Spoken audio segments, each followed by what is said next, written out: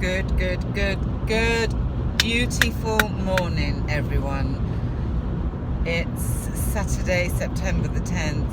I'm feeling good. It's a bit chilly, it's a bit nippy today. I feel good. I'm on day 6 of no smoking. The moment I decided to stop smoking, which was September the 5th, I just stopped smoking. I haven't felt like a cigarette. I haven't been fiending for a cigarette. None of that. And I feel great. I feel great because it's really shown me that I can do whatever I like and succeed. I know it's only 6 days in, but I'm so confident that I don't smoke cigarettes anymore. And that's a wrap. My man still smokes. People at my work still smoke. It doesn't bother me because that's their journey. This is mine. After I meditated this morning, usually the topic of my talk of the day comes to me. It didn't come to me today. So just now I was listening to Miles Monroe while I'm driving, and still nothing came to me. But then the topic that I want to talk about came to me. And I'm going to start by saying, in order to go up, you must go down. And this is why a lot of people fail in their lives, whether it's business, whether it's relationships, whether it's, bringing up your children, whatever. In order to go up, you must go down. And an example, I'm going to give a couple of examples, but the first example I'm going to give, so it kind of brings you onto the same page that I'm on. When you plant a seed, in order for the fruits to bloom and blossom on top, the roots have to go down and dig deep to set a foundation. So if you plant a seed, if you plant an oak tree seed and you put it on the soil, 9.9 times out of 10 years later you come back, there is now an oak tree where you planted that seed on the soil.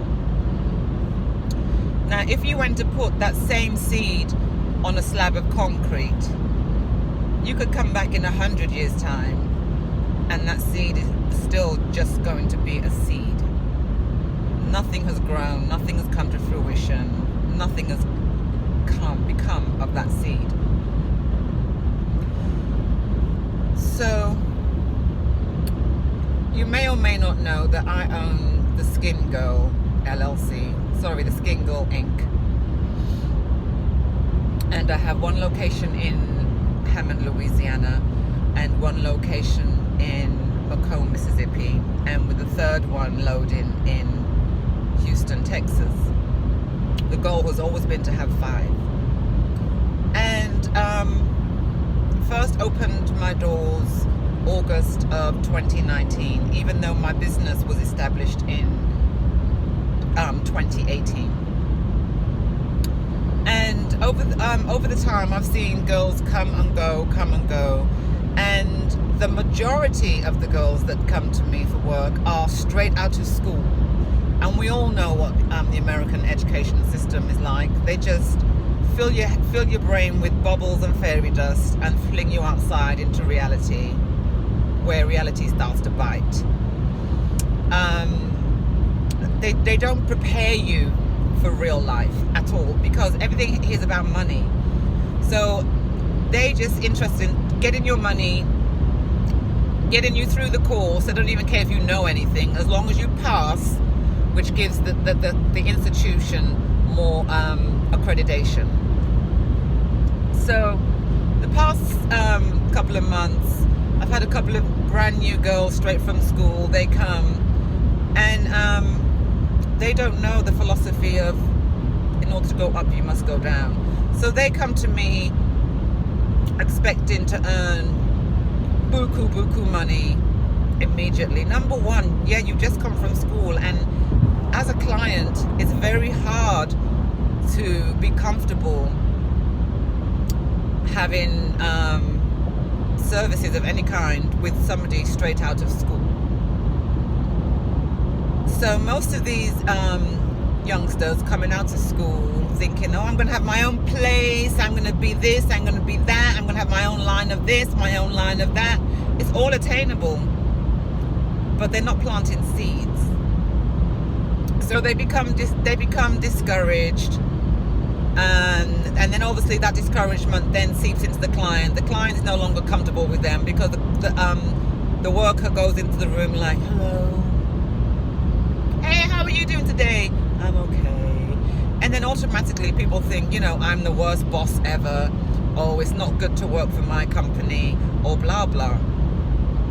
So I'm going to bring you an example by the name of Lacey. Lacey is an qualified esthetician, certified esthetician, sorry, don't need to downgrade our titles. She's a certified esthetician.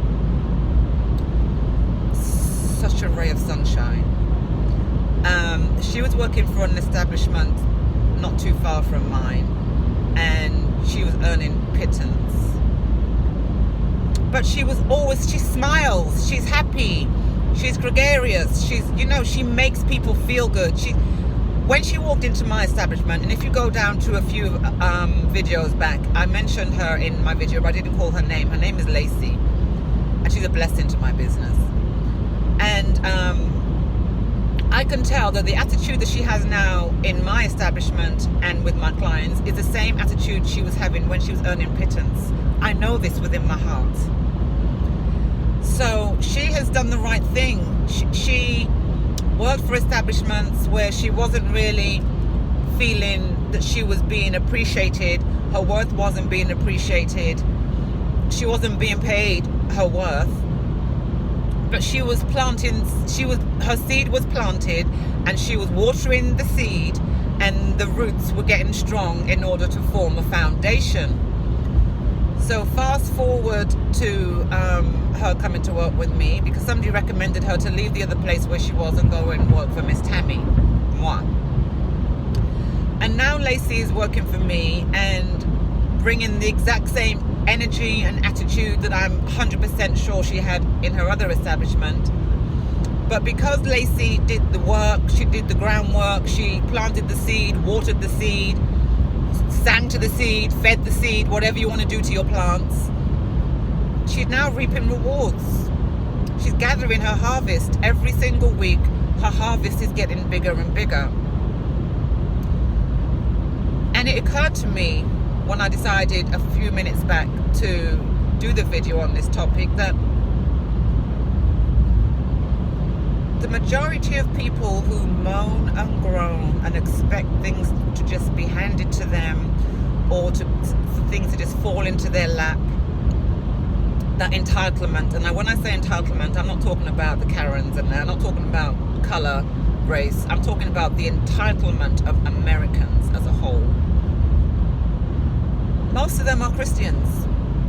Most of them deem themselves Christians. Most of them go to church. Most of them have the scriptures. Most of them ride around with their Bible. So I was saying to myself, how is it that people who spout about the Bible all the time believe in the scriptures, so they say, because their actions do not show this, but they're always suffering? Why are the majority of Christians suffering?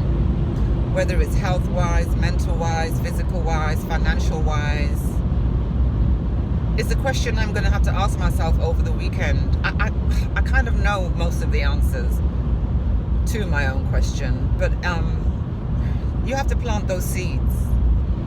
You have to be willing to get dirty. You have to be willing to do the shit you don't want to do in order to get to the position in life where you can do what the fuck you want to do every single day of your life. Every day of your life. Now I'm going to say something else that just popped into my mind. It may have something to do with what I'm talking about right now, or it may not. My mind's just going overtime at this very moment. I think it's just because I just mentioned race. Why is it that a white person can have one thing happen to them via a person of color, and for the rest of their life they think they have a right to be racist, they have a right to not like people of color anymore? But yet,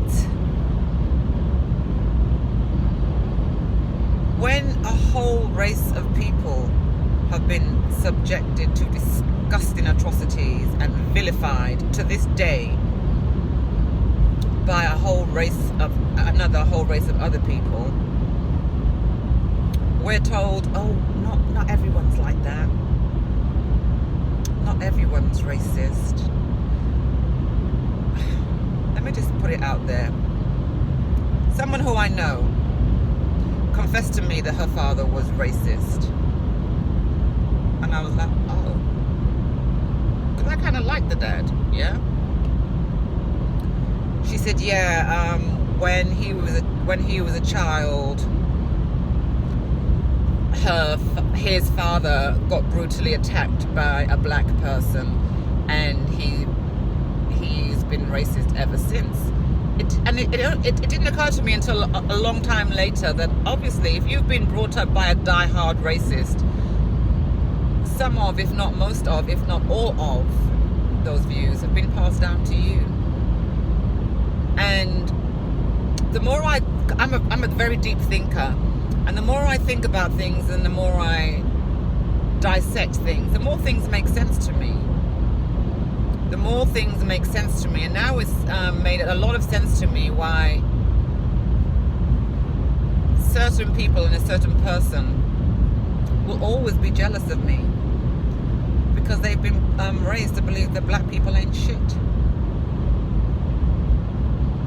Now I, on the other hand, have been raised to believe that if you're fat, obese and overweight, then you have no discipline and you can't be trusted, because if you can't be trusted to look after your own vessel, then you can't be trusted with anything else.